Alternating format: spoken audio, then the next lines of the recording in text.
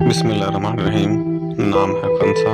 नाम के राज जानने के लिए वीडियो को अंत तक जरूर देखें। इंग्लिश नाम खंसा, KHANSA, खंसा।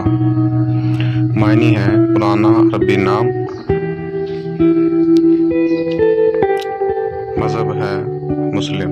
अपने नाम का मतलब जानने के लिए कमेंट में अपना नाम लिखें। Lucky number 7।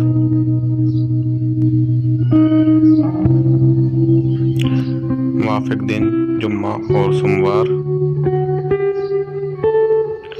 मुवाफिक रंग नीला और सब्ज। मुवाफिक पत्थर मरकत।